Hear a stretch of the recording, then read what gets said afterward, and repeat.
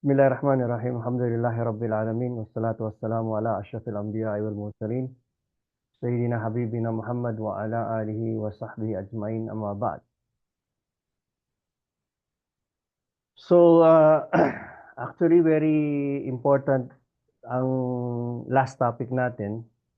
Basically, ito kasi yung amuy niin na laung ta main topic tuod. Kaya atawakan amuin pinaka laung ta final explanation may kita nagginang sin series amin technology of money.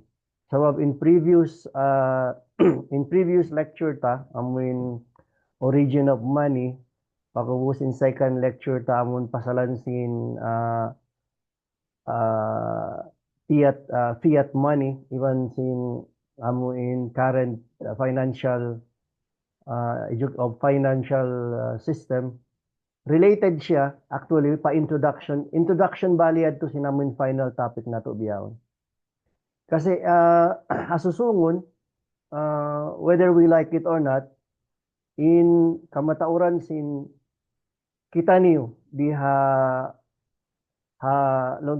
dunya, mga tao, whether they like it or not, mag-move sila pa blockchain.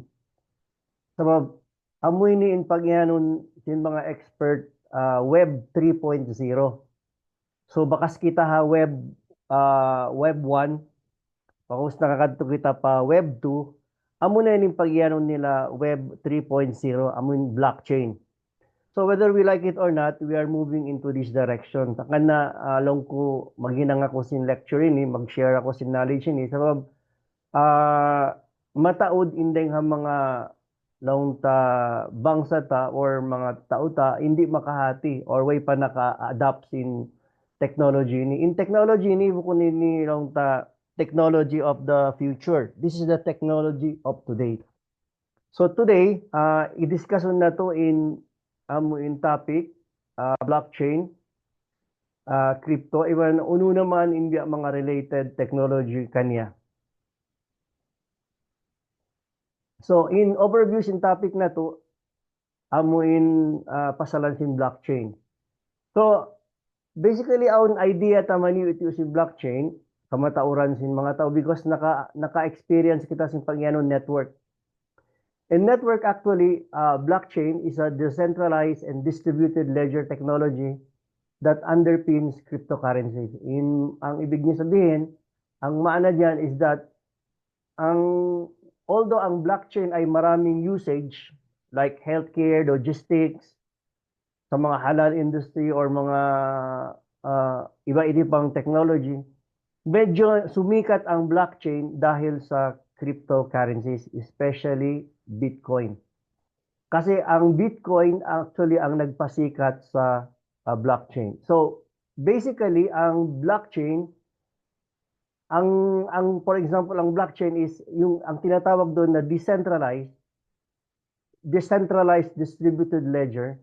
Ang ibig sabihin doon is that since marami naman talagang ledger, ang sabihin ng ledger is server, like for example database, pero hindi siya decentralized katulad ng blockchain. Ibig sabihin, pag sinabing decentralized, walang isang location, walang isang institution ang or user ang nagko-control sa kanya. Makikita natin yan sa next slide. So, but importante yung blockchain na maintindihan natin bago tayo mag-crypto, basically, dahil ang crypto ay ginawa or ang underlying technology ng crypto is blockchain. Yun ang isa sa pinaka-importante nating malalaman na hindi magkakaroon ng crypto pag walang blockchain. Kasi ginawa let's say, Bitcoin ay ginawa siya, ang technology na ginamit ay blockchain. So dapat maintindihan natin kung ano yung blockchain. So, kaya ang isa sa mga like let's say ang kumbaga ang pinaka isa sa mga characteristic ng blockchain, bakit siya related sa cryptocurrency is that na-enhance niya yung security nare-reduce yung transaction cost, and provide access to financial system for the unbanked population. This innovation challenges traditional institutions promoting financial inclusion and efficiency. So makikita natin, ngayon, ang financial system natin ay centralized. Ang ibig sabihin ng centralized ay centralized, for example, ng tigi-isang institution like central bank, like bangko. Okay? So kung kailangan natin mag-transact, kailangan natin dumaan doon sa mga institution na yon like banks, like central banks. Yun ang ibig sabihin ng centralized. Ibig sabihin, kaya sa pangalan pa lang nakikita natin Bangko Sentral o kaya Central Bank of the Philippines. So yung mga bangko ay nag-ooperate in a centralized manner, ang nag-hold sa kanila ay ang central bank. So pagpasok ng blockchain at nagamit ang blockchain para paggawa ng cryptocurrency, underlying technologies ay technology ay blockchain na ginamit ng cryptocurrency, nawala yung central bank or mawawala yung central authority kasi magkakaroon siya ng decentralization. Okay. So anong mga i-address natin dito sa topic natin for today? Ay magkakaroon tayo ng understanding ng blockchain at saka cryptocurrency para masagot natin ano ba talaga ang impact ng blockchain o ng cryptocurrency sa future regulation o sa kaya sa future ng finance. Ano yung mga associated risk? Bakit maraming na-scam sa crypto? Bakit maraming mga monetary system ang pwedeng i-address ng crypto? So yan yung mga key questions natin going forward. So gaya ng mga previous lesson o previous conversation natin na binibigyan natin ng importance yung understanding of money kasi magkakaroon tayo ng understanding lang sa blockchain at sa cryptocurrencies ay para magkaroon tayo ng better understanding kasi nare-relate ngayon, kumbaga ang pinaka most important usage or kaya application ng blockchain ngayon ay sa cryptocurrency. Ibig sabihin money. Okay? So I repeat, maraming usage ang blockchain. Pero ang pinaka-importante at ang pinaka like let's say best use case ngayon ng blockchain ay yung related sa cryptocurrency. So let's go.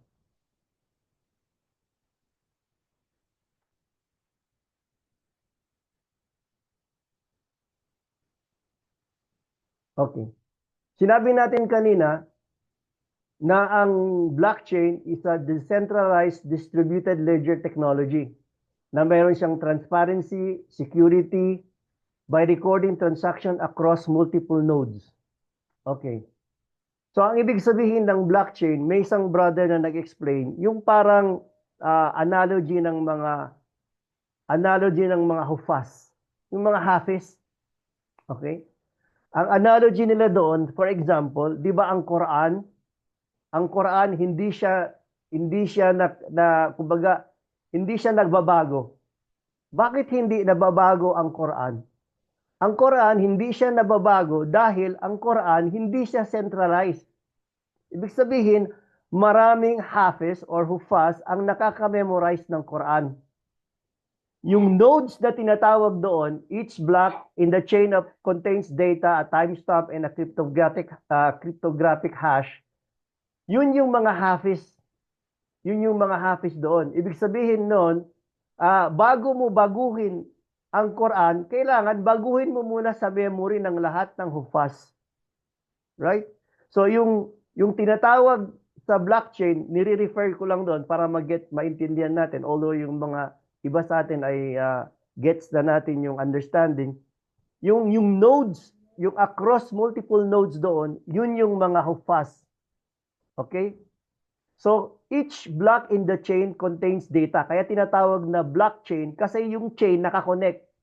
At lahat ng data sa loob ng chain na yon ay may timestamp. Ibig sabihin may time, date, at saka may cryptographic hash ng previous block.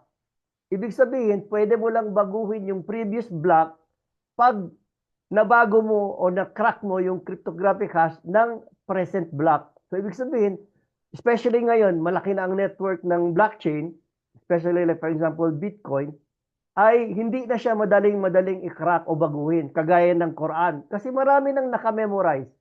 Kasi lahat ng fast may copy siya ng Quran. Ganun din ang ang blockchain. Lahat ng node, for example, ng Bitcoin, lahat ng transaction, lahat ng node ay may copy nung transaction. Kaya meron siyang quality ng immutability. Okay? Ibig sabihin ng immutability, hindi na siya mababago pag naisulat na doon sa block.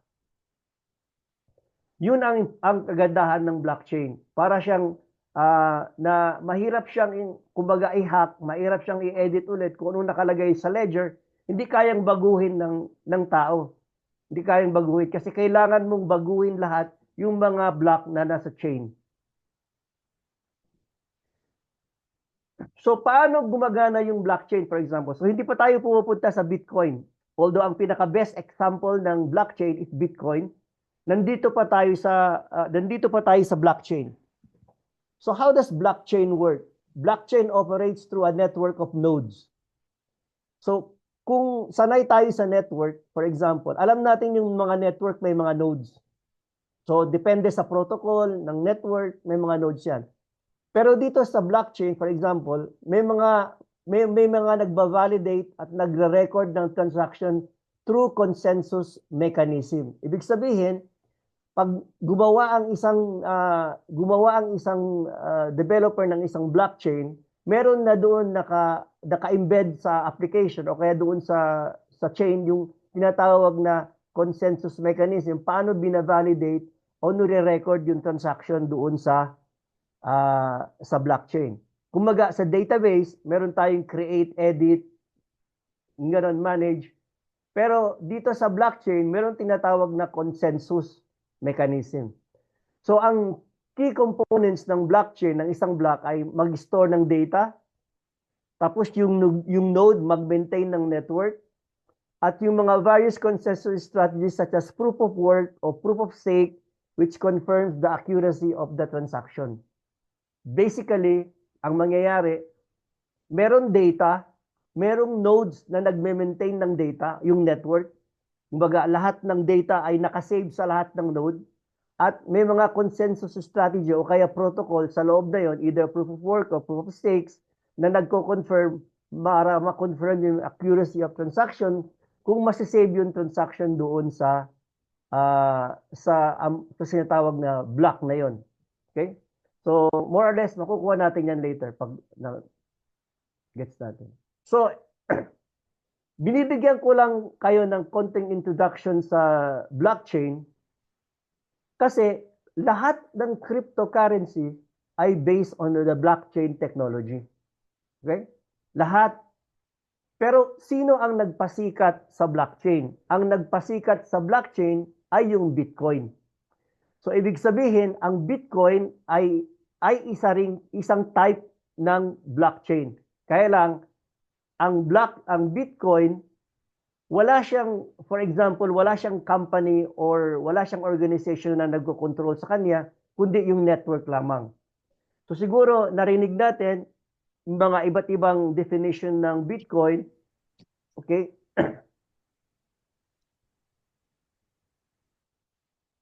So, actually, alam natin na yung blockchain, okay, ang blockchain, hindi siya bago talaga, luma na. Kaya lang, nung dumating yung Bitcoin, parang nilagyan niya ng additional elements. Kumbaga, dinagdagan niya ng protocol, dinagdagan niya ng encryption, para magiging blockchain. Kasi para maging safe at maging secure yung blockchain. So ang Bitcoin was introduced in 2009. Okay? So yung 2008, yun yung financial crisis sa US, yung bumagsak lahat yung mga real estate. So 2009, nirelease ang Bitcoin by an anonymous entity known as Satoshi Nakamoto. So maraming mga nag-speculate kung sino yung Satoshi Nakamoto. Ang ibig sabihin, si Satoshi Nakamoto, siya yung programmer. O kaya siya yung nag-develop ng Bitcoin network. So, sino si Satoshi? Sabi nila, ito'y parang pseudonym lang niya, alias. Maaring siya isang tao, maari din siya ay group of programmer. Okay, maring isang programmer lamang o maraming siya ay group of programmer. So siya ang nag-design ng first decentralized cryptocurrency built on the technology of blockchain. So ang aim ni Satoshi Nakamoto nung time ng 2009 at pinablish niya yung white paper ay para mag-establish ng digital currency that operates independent of any central authority. Ibig sabihin, gusto niya mag-operate ng digital currency na walang centralized authority na nagko-control sa kanya. Ibig sabihin, hindi under ng central bank, hindi under ng government, hindi under ng company. Okay? So ginawa ang Bitcoin para magkaroon tayo ng digital currency na hindi hawak ng GCash, hindi hawak ng central bank, hindi hawak ng anumang company. Number one. Number two, allowing peer-to-peer transaction without intermediaries. Ibig sabihin, pwede kong ipadala sa iyo yung pera ko, yung Bitcoin ko, without intermediaries. Alam natin na pag nag-transact tayo sa bank, for example, nagpadala tayo ng pera or nag-transfer tayo, lahat yan dumadaan sa bangko. Di ba? Dumadaan yan sa central bank, dumadaan sa bangko. Kumbaga, kung nagpadala ka dito from BDO to another bank, umiikot-ikot yung pera natin kasi kailangan yun, kailangan ma-confirm yung transaction. Sino nagko-confirm? Yung mga bangko. Kumbaga, nagtatrust tayo sa bangko at sa central bank na meron tayong pera doon sa bank account na yon bago niya ilipat yung pera doon sa pinadalhan natin bank account. Pero ang objective ng centralized cryptocurrency, digital currency, ay para makapag-send tayo ng peer-to-peer. Ibig sabihin ng peer-to-peer, meron kang wallet, isesend ko lang sa iyo yung pera, yung bayad mo, o kaya yung bayad ko sa iyo o yung utang ko sa iyo, without any intermediaries, wala nang bangko. Okay? So paano nila itong ginagawa? O paano ito nangyayari? Or paano ito possible? Because of blockchain. Kasi 'di ba, sinabi natin kanina na yung blockchain ay decentralized, ang blockchain ay transparent at walang network nagko-control sa kanya. So kumbaga, ang birth of Bitcoin is the birth of the money protocol. Okay? So, dun sa mga nakasanayan natin, meron tayong tinatawag na mail protocol, meron tayong tinatawag na HTTP protocol, web protocol. Ito ngayon yung tinatawag na money protocol. Tumatakbo yung Bitcoin sa network outside of the other protocol, meron siyang sariling protocol na peer-to-peer din na natatransfer yung value doon sa other users. Okay? So, yan yung 2009 na nagsimula yung Bitcoin. So, that time, yung Bitcoin almost zero. Almost zero lang ang value. Wala pa nga, siguro wala pang $1. Hanggang naging $1, $10. Ngayon, ang value ng Bitcoin is 105,000 US dollar. So from zero, naging 2 trillion ang market cap ng Bitcoin. Okay? So nagpo-focus lang tayo muna dito sa Bitcoin, hindi tayo nagpo-focus dun sa other currencies kasi ito lang ang pioneer, ang tinanggap ng mga maraming tao to be the best digital currency.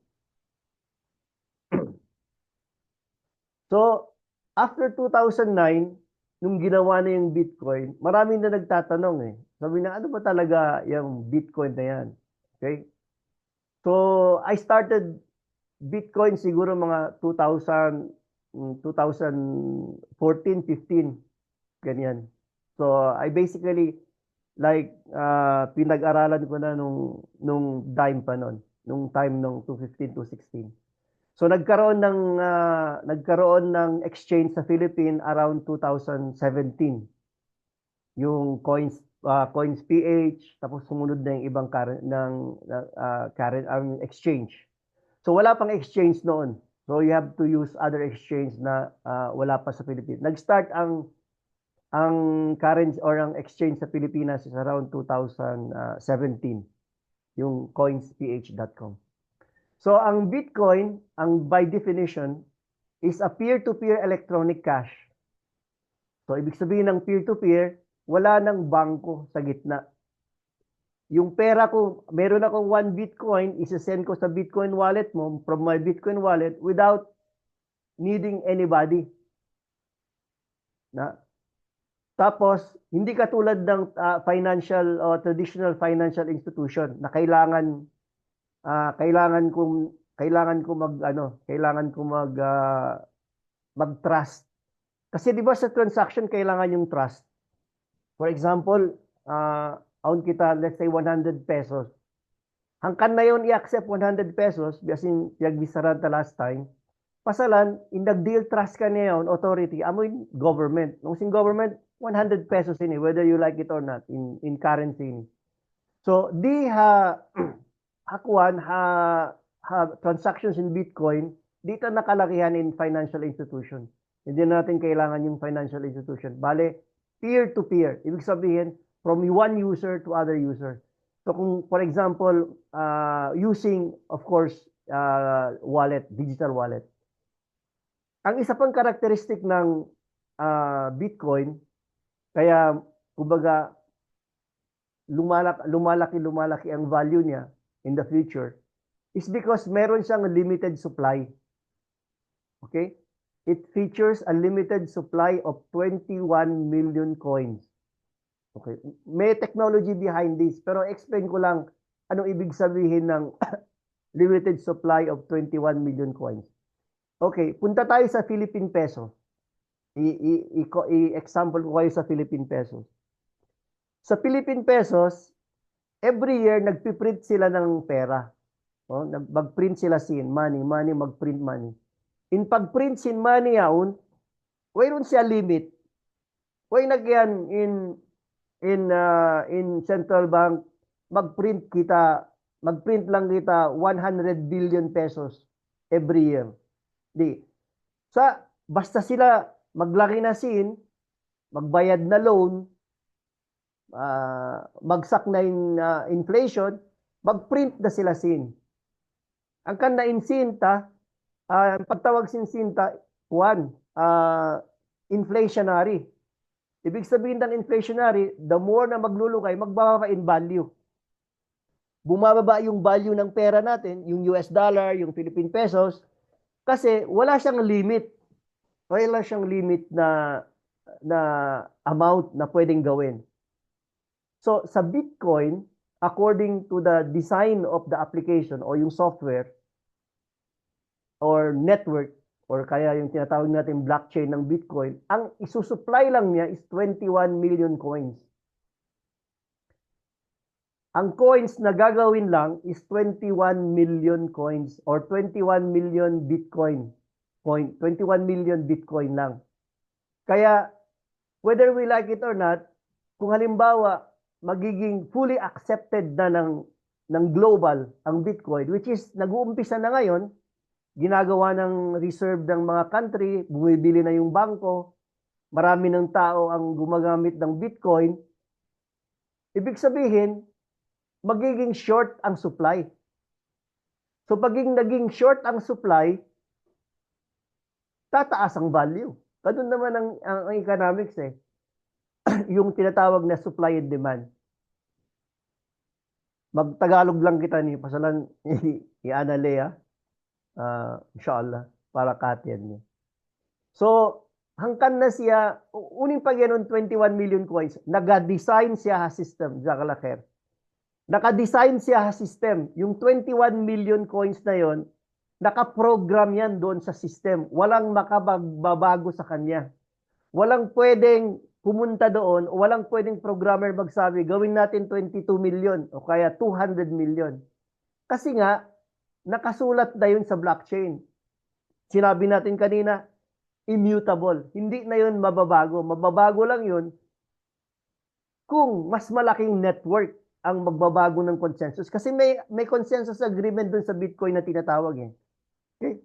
So, in the future, malalaman din nyo bakit o paano ginawa yung supply na 21 million coins. Ang importante ay maintindihan natin na ang supply ng Bitcoin ay 21 million lamang. Ang 21 million lamang ang magiging coins, creating a deflationary asset that has gained popularity as a store of value. Very important. Ang in peso, in dollar, inflationary. In Bitcoin, deflationary. Ibig sabihin ng deflationary, hindi bumababa yung value. Pero ang peso at ang US dollar, inflationary, bumababa yung value. Makikita natin, di ba? Inflation 3%, inflation 4%. So kung may pera ka sa bangko na 100,000, for example, pag pera kang 100,000 this year, baka next year, ang pera mo, baka 90 na lang. Baka 95 na lang. Sabab, in values in sin, magbababa. Pero in values in Bitcoin, magtataas. Sabab, 21 million coins din hinangon. According to economic theory, the more demand, okay, the lesser the supply, pag more demand, siyempre tumaas siya. So biyaon, nahinang siya a store of value. May taanay ng store of value. So biyaon, for example, makabili ka 1 Bitcoin, 102 or I think now 105 na. Since before Trump presidency, the prices was around like siguro mga 70 yata or 80. Kasi Trump pro Bitcoin. Trump. Okay? So in feature niya, limited supply, deflationary asset is store of value. Pagtatawaan sin value. Meaning, bang muhitaw in value mo biyaon, may takita ba mi real estate? May kita lupa? May kita bulawan, gold? Sabab, mami kita yan, pagtawaan ta sin value. Matsupaya in value ri malawa. Ating niya, susungon maghahalga pa siya. Bihat to raise up, biyaon in Bitcoin, nahinang na siya pagtatawaan sin value, store of value. Okay? Okay. So kihatian ta na in Bitcoin. Okay. So biyadi in summary niya, how does Bitcoin work? Okay. Bitcoin operates through a process known as mining. Miners validate transactions and add them to the blockchain. Doon nakita. Di ba nakita kayo na in Bitcoin blockchain. So in blockchain niya in network doon, sin blockchain amo na in Bitcoin, doon siya dimala na network. So halom sin network yaon on mga validator. So for example, kita makadiri kita mag-mine. Mag-mine means on kita, let's say on kita data center or on kita before makadiri pa kita mga desktop. Pwede pa tayo mag-mine ng Bitcoin using desktop o small server, pero biyaon di na kasi malago na to din network. So aun mga nodes, aun mga members in network yaon, mag-validate sila sin transaction before nila i-add pa blockchain. So each transaction involves the digital wallet which store blockchain securely, and the network relies on the miner to maintain security and integrity through competition of reward. Okay. Meaning to it, bangkaw mamaya magka-reward Bitcoin kasi in Bitcoin na nga zero, pero yung paghinang ka niya. Yung paghinang ka niya, so mag-mine kita, meaning in Bitcoin network, on siya rin doon application, sa papanto niya mga Windows application to just simplify. Pag-ubos, bangkaw miner, pag-ubos, mga kaon magparasin, pansipak, ikaw yung mag-validate yung transaction. Bang mo ma-validate den transaction yadto, so let's say, Japan on million biyaon on mga million validator, US on mga million validator. Kataan sila do mag-agree, ma-validate before in blocked to ma-add a blockchain. Sabab network of miners din nagme-maintain sin security and integrity through computation of reward. Hangkan na si Shushin nagme-maintain sin network yaon, which is millions of network na dunya, like around mga siguro mga 400, 500 million na kasin wallet biyaon sin Bitcoin users. So in amuin mga miners yaon, biyaon miners company na, tagna in miners individual. Biyaon company na siya kasi malagbo na yung pag-validator nila. So before ma-add pa block in chain yaon, pati na yung transaction yaon, so ma-validate sin network. Now, wag ikaw yung maka-validate sin network yan, maka-receive ka reward. At na maka-receive ka, ma-create in Bitcoin.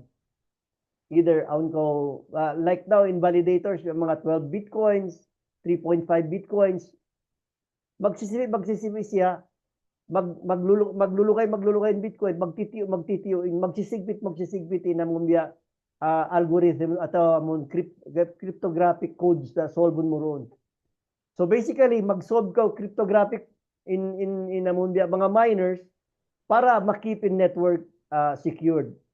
So basically, biyato na understanding sin kanalong na in network in Bitcoin, ambok siya rin ang mga network of money. Okay? So, biyada sa panun si mga networks in data, magparakaw email, magparakaw images. Yung piyagbidaan lang, si networks in Bitcoin, is that in Bitcoin, wayroon siya mun pagyanon, in Bitcoin, on siya validator. At niya di makajari, bang na-use na yung sinya, tumayuse siya magbalik. Ang kana up to 21 million long time ma-process, pasalan, pure protectahan sin mga miners in network. So, ganda ka na ba on specific questions? Answeran ko man, inshallah. Proceed lang kita. Biyato in Bitcoin, biyan yung pag-work ka niya. So, mali kita pa transaction. Uno naman in usage in Bitcoin, in cryptocurrencies beyond Bitcoin. So, biyaon, in pinaka-popular cryptocurrencies, of course, Bitcoin. Pero pagkarukan ta, matawad na naghinang currency. Matawad na naghinang. So, matawad na. Aun na mga Ethereum, pagtako nila altcoins. So, hakatan sin cryptocurrencies, number 1 in Bitcoin siya original. So, aun mga naghinanglaw na alternative coins. Ang kanalong na altcoins. Biya na sin Ethereum, biya na sin Ripple, biya na sin Litecoin. Aun siya mga functionalities pa kanya with each unique functionalities. Like for example, in Ethereum, decentralized finance, and Ripple or XRP, mga cross-border remittance, transactions yung mga bangko, pagos in Litecoin, mga transfer of values day sa currency yan. Kanya-kanya blockchain ini. Hati niya in Ethereum, on siya Ethereum blockchain. In Ripple, on siya Ripple blockchain. In Litecoin, on siya sariling blockchain. So, aun siya functionalities. So, mayta in Bitcoin number 1, sa Bitcoin in pinakamalaggo, one of the biggest blockchain, amo na in Bitcoin. So, in mga alternative coins ini, aun siya function. Kaya sa panton, laung ta in Ethereum ini, for example, laung ta in Bitcoin Windows, in Ethereum, laung ta mga Linux, in Ripple, sa panton laung ta mga Mac OS. Katani ni application siya ha blockchain. Kaya lang, aun siya pag-usalan, aun siya use case pa kanya. So, i-discuss naman. So, mayta sila naghinang, mayta aw magwa mga Bitcoin, aw magwa mga crypto, pero aw magwa mga meme coin. Ha? Sa tinya, aun altcoins, aun meme coins, aun day sab mga amun coins, fan coins lang siya, meme coins pagtaon.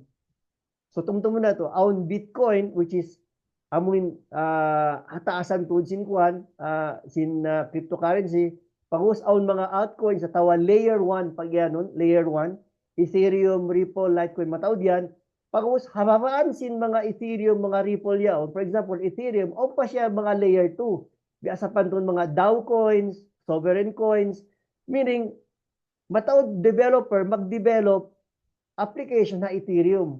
Matawd developer mag-develop ha Litecoin under sin software yaon.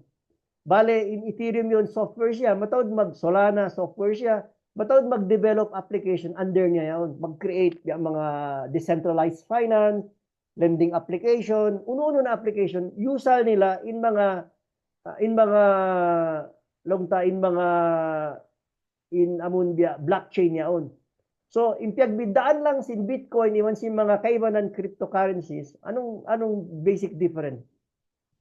Lahat ng cryptocurrency, aun siya founder, aun siya company nag-ulin, aun siya either foundation, aun siya group, the Ethereum, aun siya Ethereum Foundation, aun siya Ripple, aun siya Litecoin, aun yan katan sila nag-uulin kaniya, meaning nakokontrol nila in software yaon. Whereas in Bitcoin, wayron na. In Bitcoin, di marakan lang siya network. Nasa pantun protocol sin mail, protocol sin SMTP, protocol sin SMTP, protocol sin uno-uno na protocol na network yaon, way yung nagko-control kaniya. In Bitcoin, biya to sab, way na piyasasaran na dyan dumakan yung protocol yaon. So, habiyaon, accordingly, biyaon, in Bitcoin, biya na siya digital gold. Oh, biya na siya digital gold, meaning, may ta siya digital gold, pasalan, hinang na sintao pagbubutangan value. Di ba, mamikita bulawan, pasalan in bulawan, aun value, scarce siya. Bukod matao din taka bulawan, mahunit maghinang bulawan. Pagubos in bulawan, physical siya, atau yun siya yulinan mo. So biyawon in Bitcoin, amuyawon in biya mga longta corresponding niya digital gold. Sarap sim value na magtataas. Sa in alternative offers yung mga mga crypto ini, sin mga application ini. So innovative feature, smart contract, decentralized application, di marakan siya riya mga Ethereum ini, ang mga Solana, mga Litecoin, ang mga other cryptocurrencies. So meaning, kung tumunang tag basic dito, in Bitcoin, bali siya yung pinaka-main na layer 1. Pag-usaon mga alternative coins, layer 1 day sub, pag-usaon mag-create application, halawm sin Ethereum, katani ni halawm siya sin blockchain. Okay? So meaning, bukod lang in cryptocurrencies, Bitcoin, siguro mataod, maghinang-hinang lang. Ang kana, so kita careful, by default, ayaw kita ini ma-attract ang mga other coins aside din ng mga top 10 or lang top 5 coins yaon. So, kamatauran sin mga coins, mayroon siya value, mayroon siya use case, mayroon siya intrinsic value, meme lang siya. So, ang kannas way kita careful, doon kita ha mga coins amun dia kapangandulan sadya atin niya own use case niya.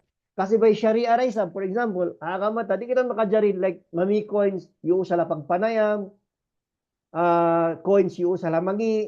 Kasi ang mga coins doon, ang mga crypto, in namun white paper niya or in intention niya, bukun pamarayaw. Bukun mayroon di ang mga launta, budi makajari, usalon pamarayaw. Kanya sila magdakang sin mga coins yaon. So, di ba kaya na nasabutang kara in Ethereum? Okay. In Ethereum, sa pantunda Bitcoin, sa impiag bidaan lang sin Ethereum, iwan sin Bitcoin, sabab sin smart contract. Okay? So in mga biakato, in Bitcoin, digital gold, bulawan lang sa store of value. Makajari mo mga ipangganti, ipami, uno-uno na. Pero in Ethereum, on siya application na laom. On siya contract. So, meaning, so, question, may takalahian in Ethereum coins doon haraw sin Ethereum. So, kataan sin blockchain ini, so siya on token. At tinasiyon siya coin. Kasi amuyad tin nagparangan kaniya. At tinabiyaw ni in pinaka mahal ka aside from Bitcoin, amo na Ethereum or ETH, like around 200 195,000 yata per Ethereum. Okay.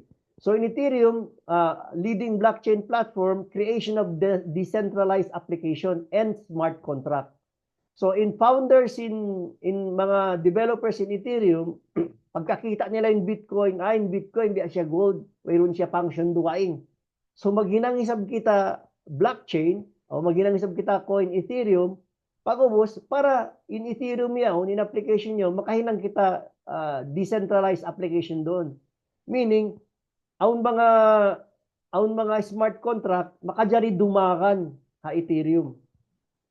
Like, for example, use case. Asusungon, in contract, for example, in real estate. Okay. In real estate, biyaon,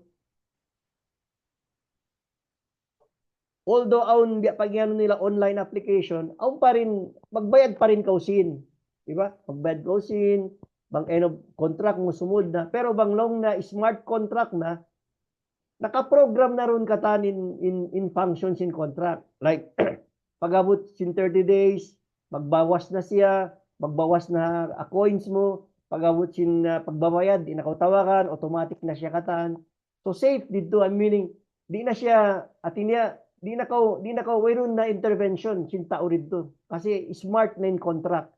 Naka-built na in application, even function, halawm sin contract, to be exact. Kasi biyaon, in contract, between Akari, sin real estate, even sin ikaw, aun pa rin third party.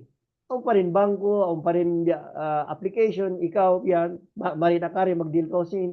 Asusungon, ma-reshape sin industry in real estate, kasi pa doon mga na-reshape sin Uber, in taxi. So asusungon, in Ethereum, even sin smart contracts, halaw mo sin Ethereum, mapinda niya rin sabihin in functions in real estate, even entertainment, because naka-built-in na dito yung smart contract. So, kung mag-agree contract ito, na dire-diretso na, mayroon nakalagyan ko mag-bilay, autonomous niya siya. Autonomous na rin, nakalagyan in manual process dito. Okay? So, amiyanin naman next pa Bitcoin. Pag-was on the sub-stable coins. Okay? At niya in Ethereum yun to kaya na, layer 1 siya. Pag-was in Bitcoin on Ethereum. On the sub-stable coin and CBDC, Central Bank Digital Currency. So, just to be short, in stable coin, nakapeg siya dollar. Meaning, bang unin values in dollar, unin values in currency, amo siya ba tin values in coin niya un. So, for example, on USDT, USDC, nakapeg niya values in dollar. Unin purpose niya, may ta sila maginang biyad to. Para maluhay magparasin. Kasi di mo nakalagay in cash. Bale, kwanda lang. Inkalagyan mo lang amon coin niya. So, in CDBC, ang mga central bank isa, hadun niya, naginam sila digital currency nila. Sa panton China, ang sila CBDC, Central Bank Digital Currency. Hati niya, instead of paper money, digital na. Okay? Pero, in purpose ito, yan, promise of increased efficiency. At niya, maluhay na mag-transact. Pasalan, digital na sin, bukod na siya paper. So, asusungon lang amon decentralized finance pag yan nini, yung mga developers in kanya-kanya application, for example, Solana, Ethereum, doon nakatan. So, in deal nila example, for example, yung mga musician, on NFT, ang mga fans, ang mga investor. So, katanya mayroon na manual, katanya na network na siya, network katanya sampay sin mo network, DeFi loans. So, maanas in decentralized finance, mag-use siya blockchain to offer financial services without intermediaries. Yes? Key application, for example, decentralized lending, borrowing, trading, empower users with control and lower cost compared to traditional finance. So, balik kita madto pa among previous conversation pa. In traditional finance, maglagay siya trust. Di ba? Di makajari pangandulan ka bang mayroon mga central bank mag-trust. Pero futures in decentralized finance, yung nakalagyan in third party.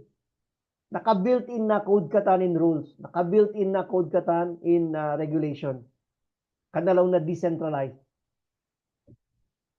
NFT and digital ownership. Inini ambya mga convert in digital property mo pa NFT para ma-monetize.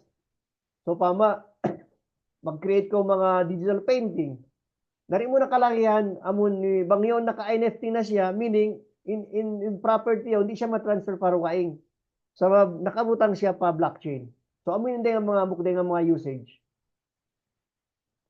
So, asusungon amoy ning future. Actually, amo na biyaw nin present. Bang takahatian ang kita understanding sin mga protocol ini, okay?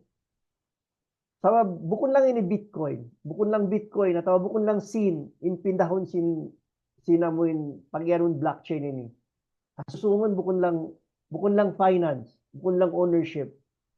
Asusungon mapindara sampay healthcare, sampay logistic, sampay real estate, sampay uno-uno na finance bang sa hibutang na pa blockchain sabab kalangian doon amun ma-digitize siya sa panton di mga sulat lupa asusungon tokenization day ni tokenization nila ra inamun in shit pa amuin bukod lang Bitcoin at bukod lang sinin ma-decentralize bataod technology in ma-decentralize.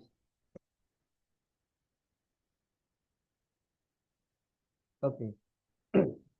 In challenges, sa babiyaon long niya, in matawad mga scam, matawad maginang-inang cryptocurrencies, panguon nila marayaw, kung matawad day sabi ang mga launta asusungon, in mining operation yan, matawad energy consumption mausal.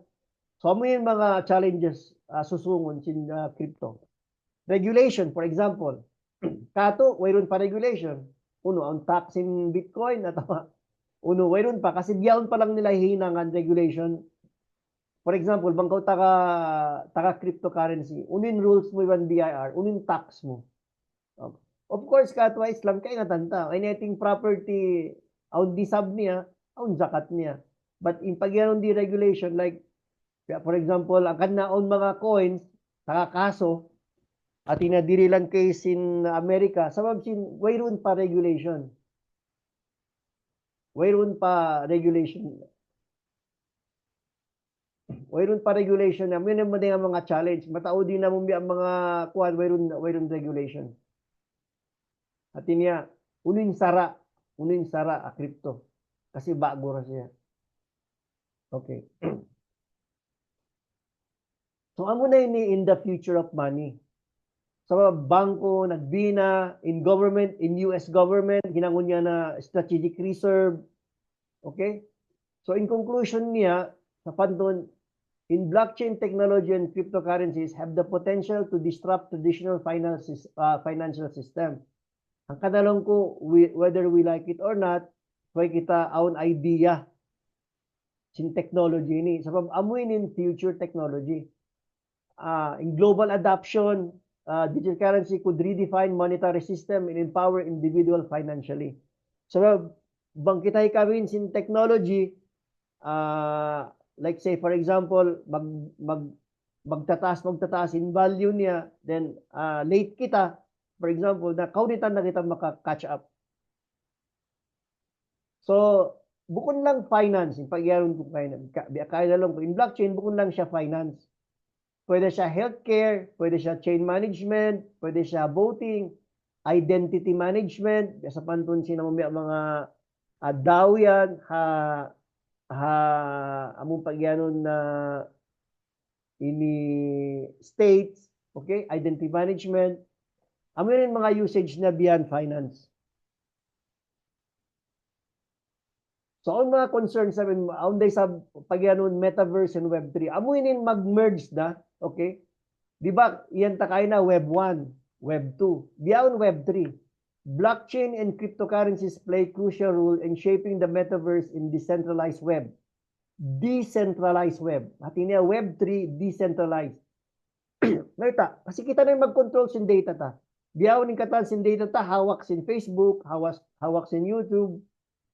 Bangtay submit ba ito in video ta, in content ta. Intagda po yun, bukod kita actually. Intagda po yun, amuin platform. Pero decentralized web, in katani ni mauntain ownership. Depende ka to bang sin allow ta mag-view. At niya, Web 3, kita na yung tagda po sin content ta. Okay?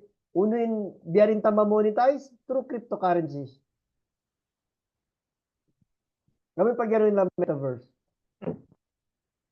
So as a rule, alhamdulillah, so ita ma-leverage in technology ni.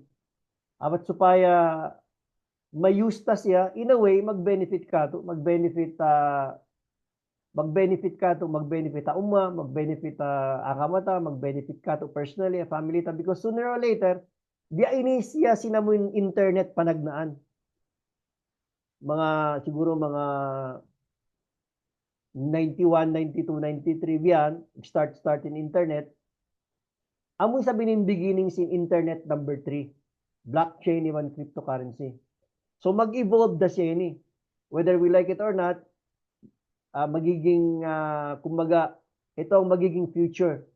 So dapat, as much as we can, mag-enhance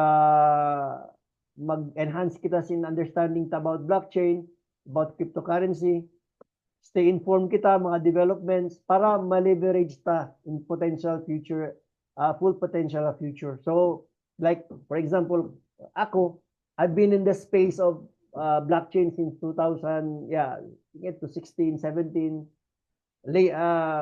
earlier than that pa, kasi mga 2015 beyond 14, magkawasak ko na siya. So, nag-start in Bitcoin around 2009, US lang, konting-konti lang yung mga blockchain. Pero Philippine, I think nag-start in pag-usal nila around 2017, 18 yan. So, amo yan yung mga coins na kauna. Coins PH. So, alhamdulillah, mag-share na kita na rin sa future, susungon. Mamaya ko ba ang mga question niyo? Para at least, kasi ang mga way ko na tiatch. Okay? Meron akong mga hindi sinabi kanina na iniskip ko na lang. Gusto ko, I'm sure marami kayong question, maraming katanungan kaysa answer. So, isi mamaya mag-ask. Baka aun lang kayo i-clarify. Aun ka mo mga na-meet, dataan ka mo beni, or mga idea present ka niyo. So I could answer the question, the query, inshallah. Lea, may tanong ka?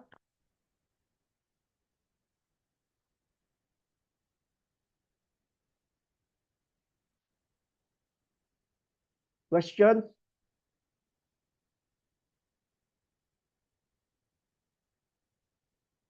Clarifications? Before kita mag-end?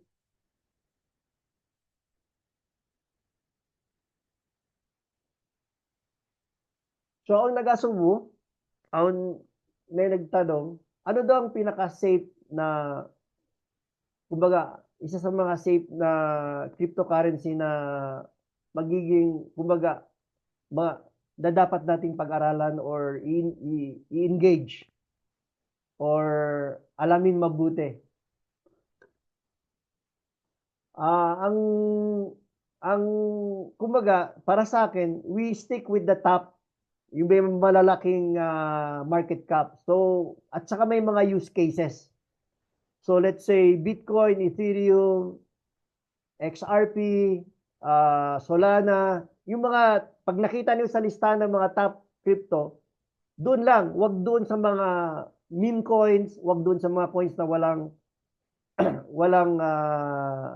walang value, walang use value. O walang yung tinatawag na use case. Kung walang paggagamitan. Okay? So doon. So we have to study muna ang use case niya, is yung developer, is yung nag-create, unin purpose yan, may ta siya hinang, kasi each coin has their own purpose. So in question, own risk sin blockchain to one, baka in own risk sa cryptocurrency, of course, own. In risk niya, bangkausaw pa nakawisin coins or na-expose ka wa coins amuin kasi application yan eh. Meaning application, meaning software. So ang mga tao mag-create lang sila software, wayron siya i-accept in market, wayron support, wayron funding, wayron capital. So, wayroon in risk biyad to. Pero bangkaw doon na mga top 3, top 5, in risk mo minimal. Kasi by all means, also although on volatility, Kataan yan ang volatility. For example, Ethereum, Bitcoin, mawa, tumaas.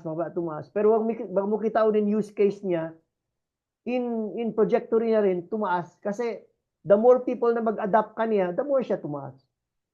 Pero in kaymanan, ang risk niya. Okay. Ang question, who are the group of people or type of institution that they are already using Web3 in Philippines? Actually, for now, wala pa. Wala pa yung full utilization ng Web3 in yung parang closed system na Web3. Pero may mga project na sa sa Philippines na components ng Web3. Okay? Like mga crypto project, lending project. For example, related sa atin, sa NGO, may project ang Cardano. Okay? Cardano. Ilagay ko dito sa type. Itong Cardano, isang siyang type of coins, parang Ethereum, parang Litecoin, or parang Bitcoin. Ang pangalan niya Cardano. Itong Cardano, they are partnering with NGOs. Okay? NGOs. Anong ginagawa nilang program? Ang program na ginagawa nila, Web3, related sa mga donation. Okay? Donation. Okay? So, bakit importante ang blockchain? Kasi, using Cardano blockchain, meron silang tinatawag na transparency. Kasi karamihan sa mga donation, support, yung mga tulong, walang donation, walang transparency. Pinapadala sa bangko, natanggap yung pera, hindi alam kung natapos yung project. Pero through blockchain, using specifically yung Cardano, ay natatrack nila yung lahat ng pinapadala nilang pera, tapos meron silang blockchain, meron silang DeFi related sa donation and support. Pero like as a whole na Web3, wala pang institution. Kahit sa states ay nahirapan sila dahil ang tinatawag na Web3, dapat meron talagang involvement ng cryptocurrency. Walang cash. Okay? Ang kumbaga autonomous at saka may crypto involved. In any form na crypto. So maraming mga project related to that kasi ang transparency, sinabi natin kanina, makikita mo lang ang transparency sa blockchain. Walang technology. Ang pinaka hype ngayon sa Malaysia is yung tinatawag na halal blockchain. Halal blockchain. Okay? So sa halal blockchain, gumagawa ngayon ang Malaysia ng blockchain related to halal. So natatrack nila with transparency, pati yung pinakain sa manok, merong mga camera, anong binigay sa manok, nakasave sa blockchain, hindi yun na-edit, at pinapatakbo nila para sino nagkatay, saan naglagay, saan dumating, sino nag-serve, or sino yung nag-deliver. So maraming usage ang blockchain, pero ang pinaka-impact ng blockchain ay yung sa Bitcoin nga, which is currency. O kaya yung tinatawag na money protocol.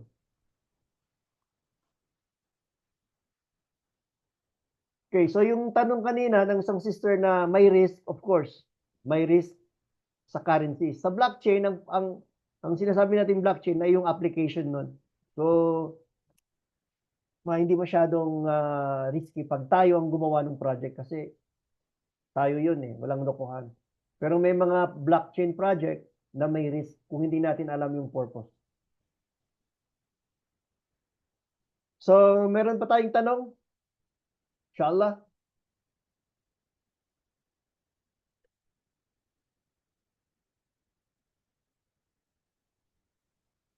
Okay po. May recording naman tayo nito. Yung mga hindi inshallah, i-edit ko lang yung mga recording para natin. So, kung wala na tayong mga question, magsukol ka yung katan. I hope it helps. Okay? Kasi I had this experience na alhamdulillah nauuna ako sa technology. I mean, I get early. So sabi ng mga brothers na iba, ba't hindi mo kami sinabihan? Bakit hindi mo kami tinuruan? Okay? So now I'm just sharing the knowledge and alhamdulillah I am benefiting well from this technology.